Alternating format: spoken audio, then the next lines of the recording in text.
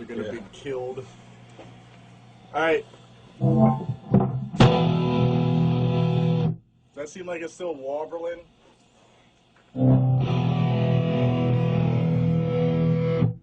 Yep.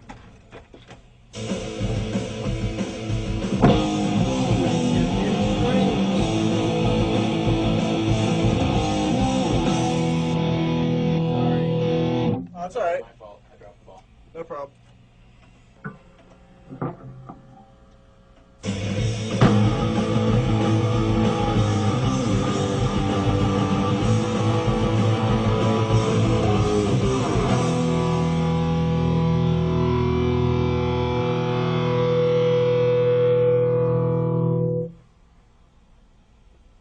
That was it. How'd that? Sounds all right. Awesome. Come on up. We'll give it one more critical listen, and then we can move on if you want. All right, cool.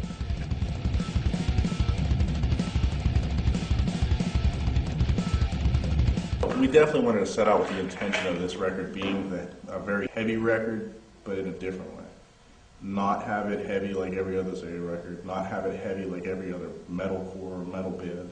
The general consensus was that every ZAO record prior to this, there was the songs that everybody liked, and there were the songs that nobody liked. And our biggest thing was we wanted to have an album with, 10 or 11 or 12 songs, whatever, that every single one of them we would be willing to play at a show. That everybody was happy with every song. There was no duds. There was no filler songs. And just overall, the whole vibe that it was a band, that we were playing, that it had that energy, that it was, consistent energy-wise, whatever that energy was. That's her.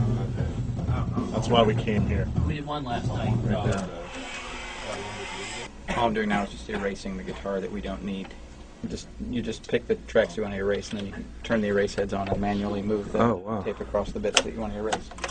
So now, the edit bit is here. So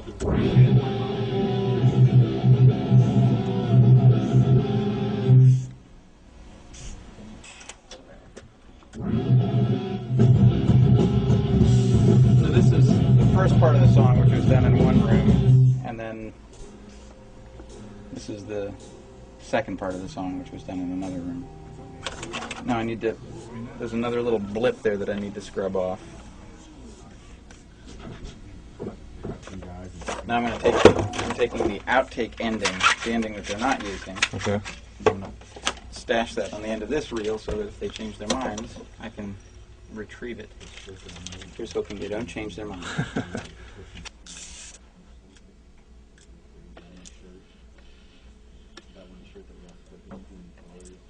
Russell refuses to do it. He's just like, it's young music. Yeah, it is.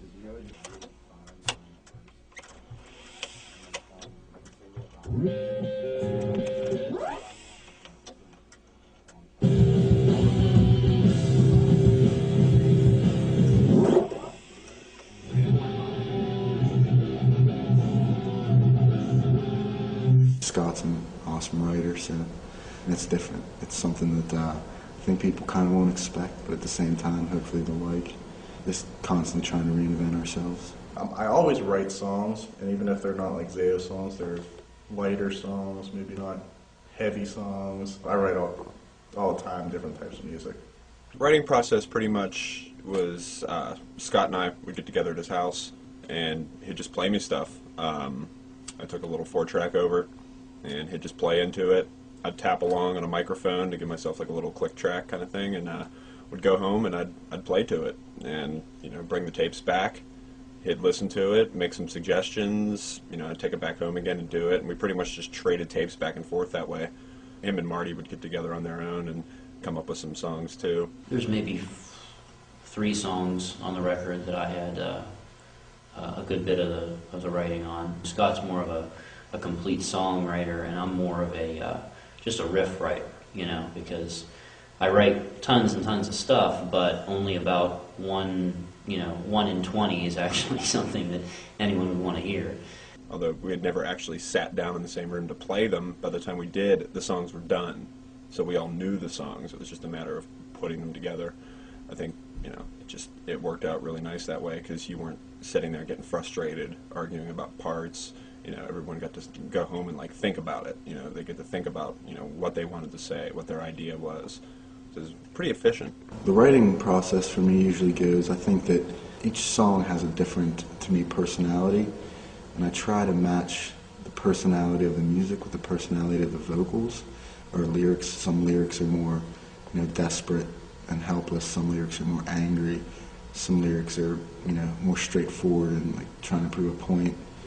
And I think that's when it comes out the best, when you have a song that kind of maybe is a more angry sounding song with more maybe angry lyrics, and the more helpless sounding songs with helpless lyrics and things like that. So the song, in the end, I think that if you take a song that sounds really helpless and put something angry to it, it just doesn't come out right. To me, it doesn't have that the kick and the impact that it should. When the ambient mic is on, even though it's pretty subtle, you get the impression that this thing actually happened, that that sound actually occurred. I think I like the ambient mic. It does. It gives a You little. don't notice it that much, but it gives it a little bit more breathing space. When you take it out, it makes it sound really raspy. It makes it sound like it's been processed, as opposed to sounding like an acoustic sound that you're hearing, as opposed to it being like a That's kind of like to be a kind of a generic live kind of sound, like a little if you're playing not the greatest PA in the world type of kind of a basement show sound or something to that effect. Yeah, this doesn't sound quite that good. Basement shows are always pretty amazing. Yeah, you know what I mean? It's kind of more I'm lo-fi kind dead of. serious. You know what I mean? They're just kind of they have a kind of a crappy PA and always has that little bit of not ridiculous, but just that little bit of overdrive and that little bit of kind of burdiness that if you go to a big fancy club that doesn't quite have that type of real clean.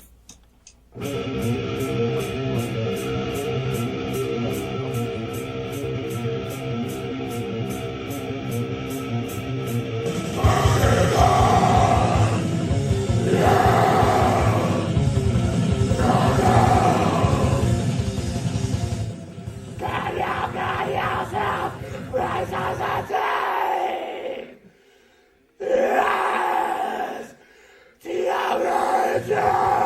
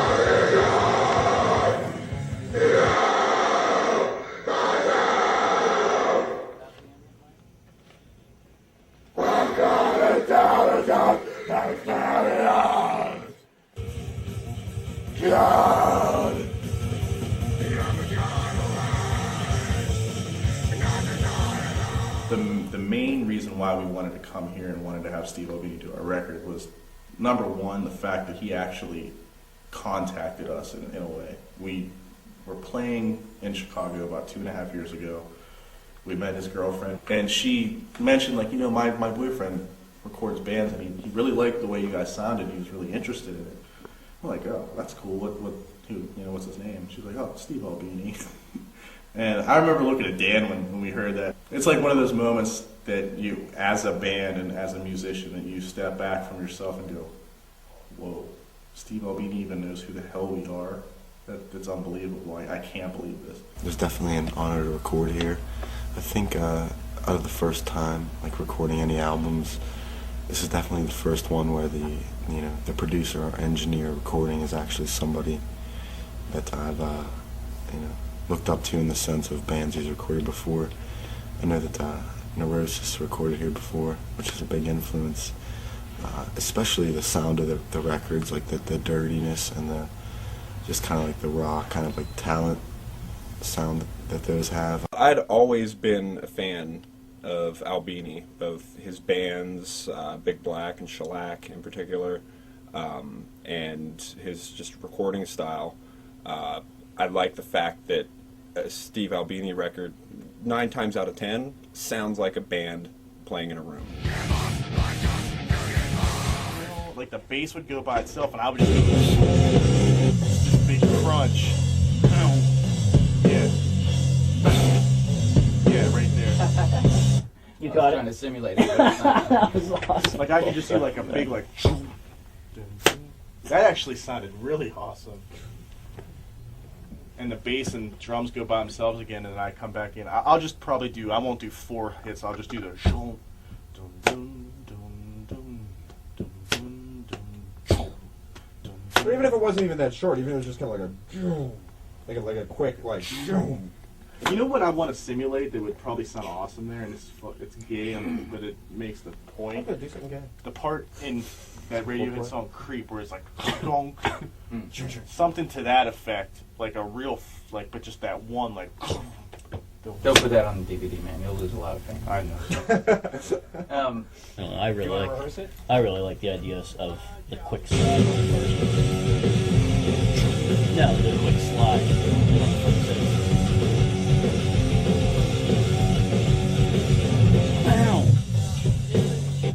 Because I slide, you know what I mean? Like, I hit the slide first, and if he hit the slide with me on just the first one, like, it was like, pow! I'm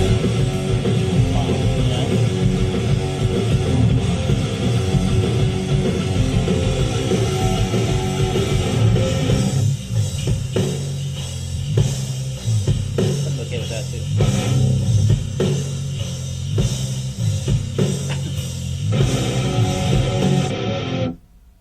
I was into that. And the attention anyway would be look at all these ears. forehead marks you guys are putting on the window here. Jesus, you have the greasiest head. Your ear's attention though, I think, is going to be drawn more towards the drums changing. You're right. Yeah, like, I mean, it almost the sort of drums deceives change you. will be like more dramatic change than the guitar changing, I think. Sorry about that. Hello, electrical. Hello, electrical. No, thank you. Telemarketer. Didn't have time, but I've sometimes engaged them in conversation about what brought them to the point in their life where they would chose to be a telemarketer. And I try not to be mean about it, but it usually does put them in a position where they sort of reassess what they're doing for money. That's amazing. Consider, retail drug sales.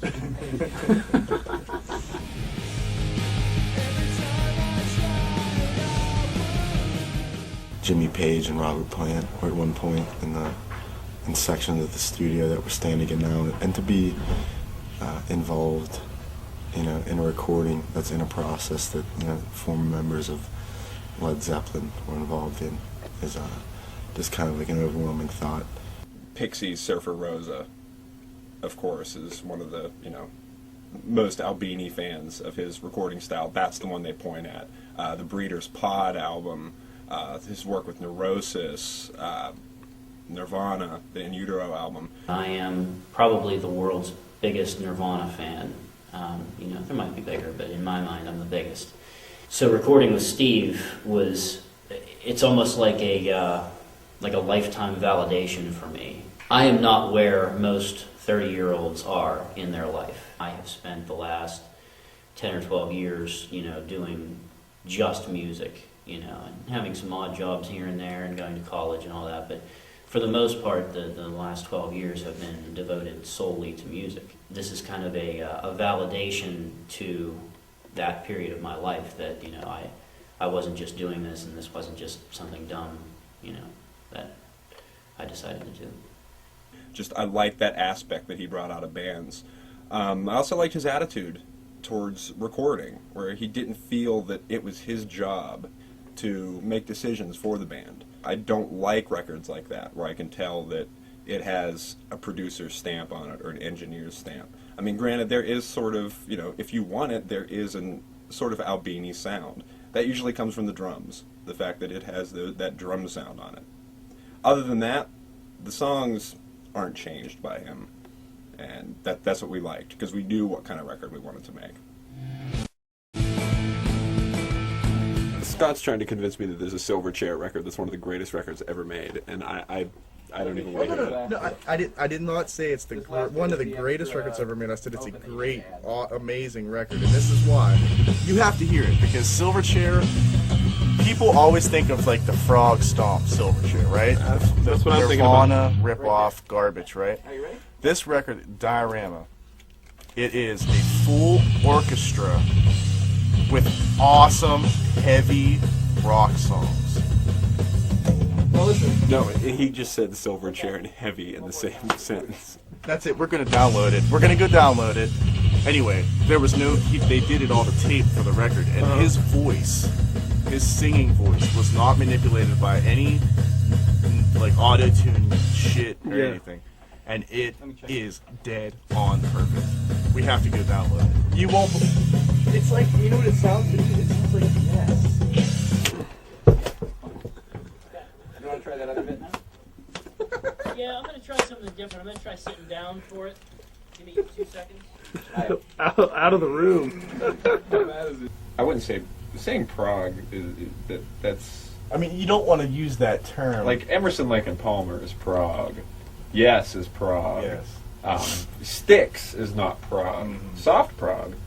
Silverchair might be soft prog. There you go. That might fall in with like Styx. Who else would be soft prog? Supertramp maybe. Okay. Hey, I'll live with that. But what I wanted to demonstrate with the whole Silverchair thing is in their record, and this is really what it all boiled down to, is in their record there's a big whole page dedicated to the fact that they hate computer manipulation on records. They think it sucks. They think it's stupid to do that when you can make a perfectly good record without that. And they specifically state there was no manipulations to it, there was no auto-tuning on the vocals, there was no anything.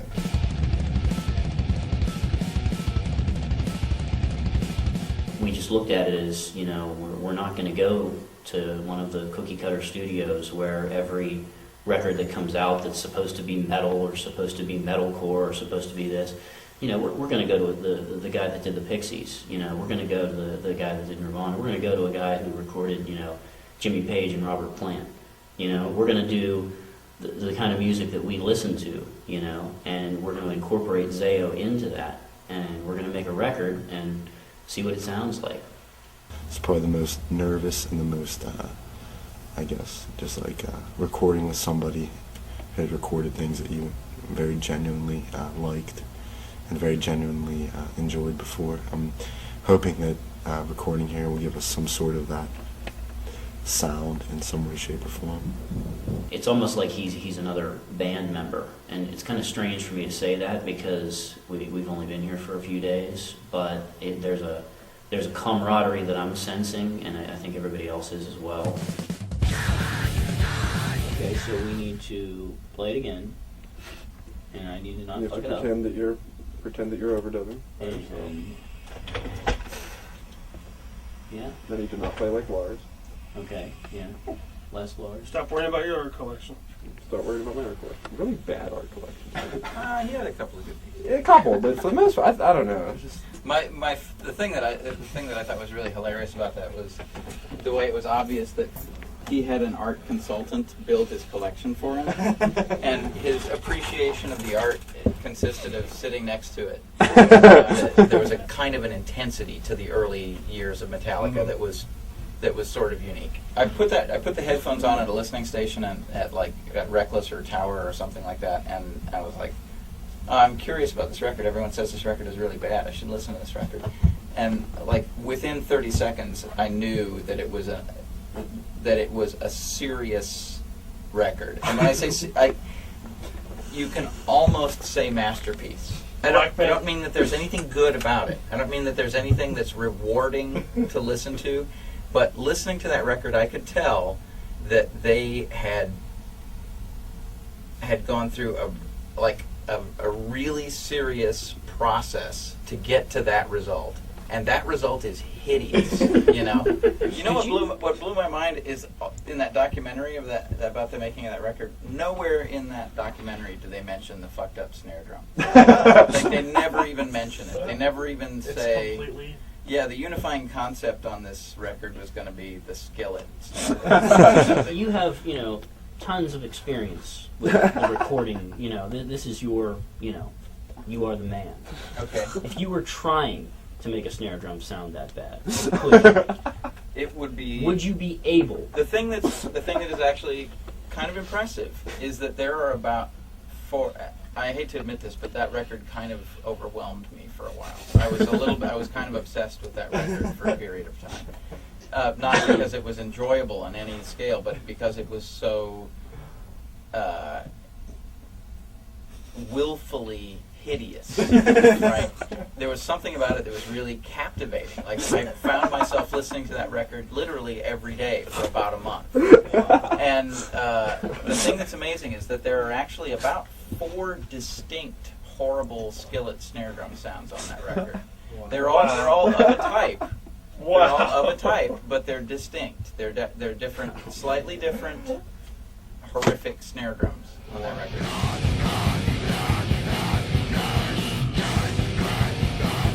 I'd like people to listen to this record going, well, these guys just went in there and rocked it and just did it and just nailed it. And they had nothing fixing anything. They didn't have a computer to put in the perfect beats at all times. And they listen to how awesome this sounds.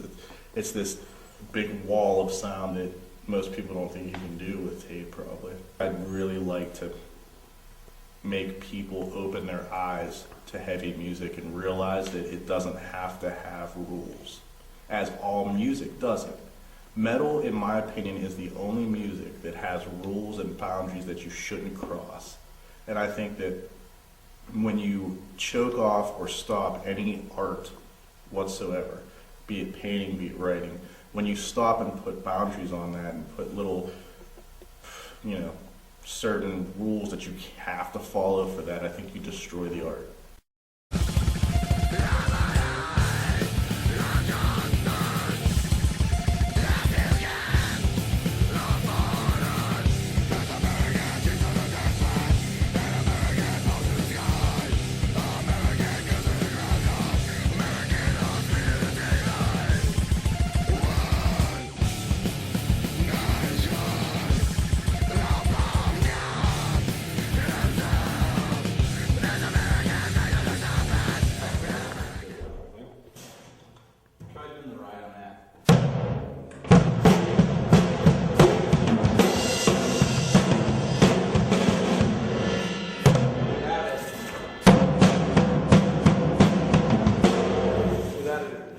The strokes sort of run into each other. right. There is a part where it's a little busier. Where it's I want to listen to that upstairs. I'll probably, because it does make it a little quieter. I'll probably have to lift the level on that. okay.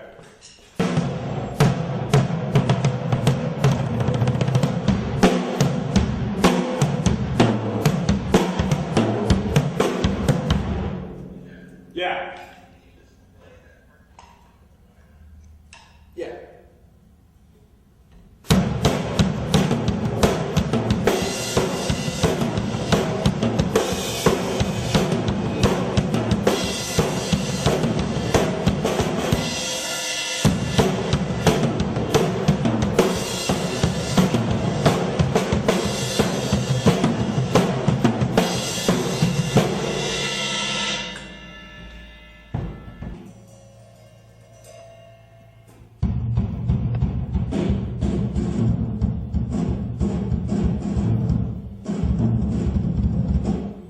Yins. Yins. That's us. Yins. Aight. He's ready in that.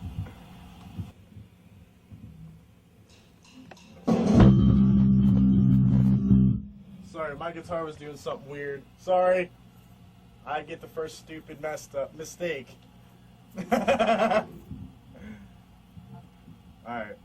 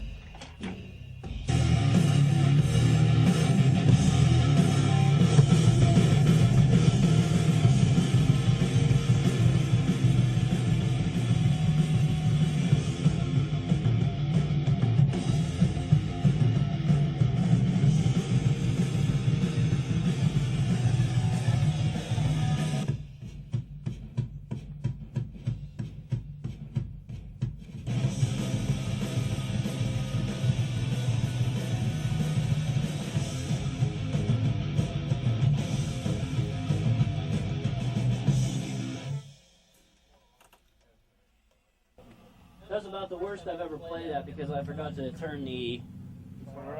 Forgot to turn this like I was on playback from the last time. That was wretched. That's alright. Play. Yeah. Fire. Play your guitar. No.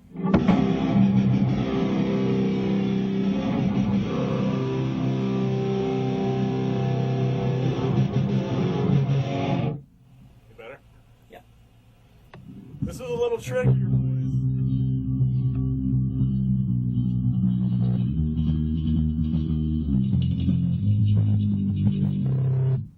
Okay.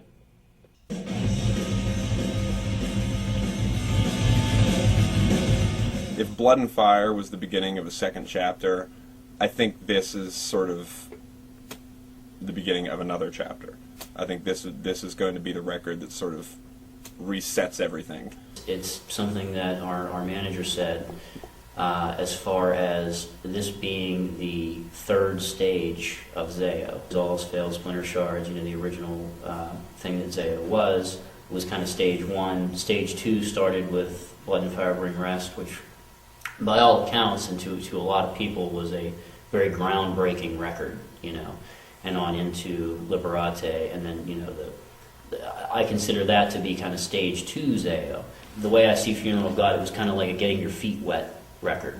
It was kind of like getting back into, hey, let's see if ZAO is still a valid thing, But because of that, there wasn't as much confidence behind it, as, oh yeah, this band's going to be around in another couple of years, and so the fact that there is a confidence with that now, and going into this record, I think it's going to be stage three. At least I hope it is. I hope it's the first of many. It'd be nice to finally have a record that I personally could, in 20 years, listen to and be like, wow, we were doing something really neat then. It's not like anybody else. It's completely different again. I don't know how you can do anything completely different, really, but it's different than what everybody's doing at the time.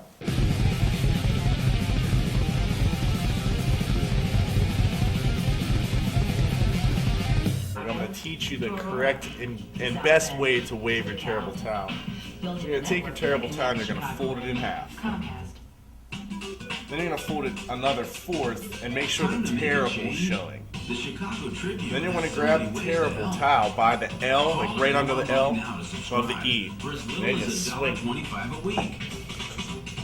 It's the best and most correct way to do that. Very efficient. It is. It's very efficient. It's my way. When you're swinging it in your house, which I do every game, you don't have people really around you, so you can do whatever you want. You can swing it. Nobody cares. Like you're not. But when I went to the Steeler game, you're a little closer to people, and there was a guy in front of me that was about 8 feet tall and weighed 4,000 pounds. So the last thing I wanted to do was accidentally smack him in the back of the head with my terrible towel. So I figured out the best way to do a good wave without having it too long to hit anybody around me. I'm gonna go with the Steelers. I have to. Naturally. I have a feeling it's gonna be a close game. Field goal. Steelers gonna win by a field goal. It's gonna probably come to overtime. This is it. This is it. If they lose, they go home. If they win, they go to the AFC Championship, which is one away from the Super Bowl. And there he was. Come on. Oh yeah. Yes! Oh yeah, Heath. You can't cover the tight end with a DB. Good. That's what you have to do. Well, Steelers scored in the first drive. basically walked right down the field. Just walked. I don't think the Colts know what to think right now. Wow. I'm stunned. 9.5 favors my ass. 14-0! Holy shit. Go, Davey. Go! He's in! Oh, He was headed, damn it, damn it! He can run it in from there. Don't That'd make be a the mistake. ultimate just stab in the face, dude. So awesome. Get him! Get him!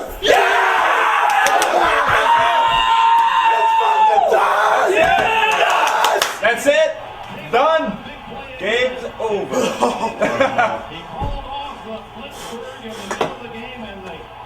That was time to do 2 or 3 sacks in a row, dude. And they're going to.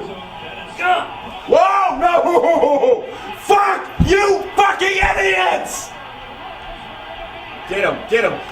Oh my God! Fumble. Why didn't you just take the knee? Take the knee and you won the game. You gotta be shitting me. You gotta be shitting me. You won the You game. gotta be shitting me. You take your knees and you win the game. They decided to rub it in and go for another point. They fumbled it. Now Indianapolis has the ball back with 1:09 left. They had won the game. It was over. Like the four.